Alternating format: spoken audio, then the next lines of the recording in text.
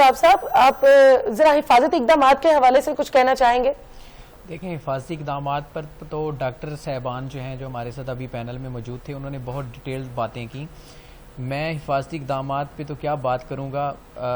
ہمارا دل اس وجہ سے دکھتا ہے کہ جب ہم لوگوں کو پتہ بھی ہے کہ اسموک کتنی خطرناک ہے اور ہم اس کو مسلسل فیس بھی کر رہے ہیں 4 سال سے، لیکن اس کے باوجود پھر ہم اپنا جو رویہ ہے وہ کیوں نہیں تبدیل کرتے، ہم اتنے اس میں غیر سنجیدہ کیوں ہیں. یہ ایک کمیونٹی کے اوپر سوال ہے اور ہمارے ان لوگوں کے لیے بھی سوال ہے کہ جو اویئرنیس واک تو کرتے ہیں، اویئرنیس سیشنز نکالتے ہیں، لیکن لوگوں کو آگاہی دینے کے لیے صرف پمفلیٹس تقسیم کرنا، فلیکس لگا دینا اور سیمینارز کر لینا جو ہے وہ کافی نہیں ہے.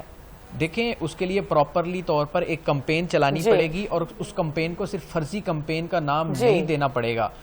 ہمارے پاس جو ایک اعداد و شمار ہیں، ایک سرکاری ادارے کی جو رپورٹ ہے ان میں یہ بتایا گیا ہے کہ پنجاب میں جو انوائرمنٹ پروٹیکشن ایکٹ 1997 ہے اس کے تحت کاروائیاں کی جا رہی ہیں اور مسلسل جو ہے وہ بھٹا جات کو مسمار کیا جا رہا ہے، انڈسٹریل یونٹس کو بند کیا جا رہا ہے.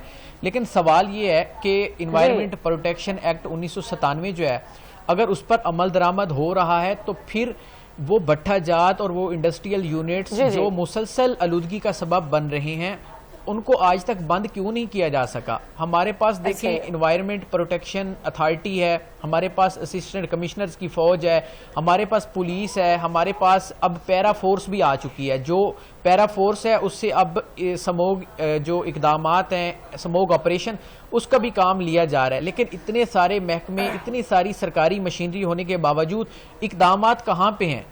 اچھا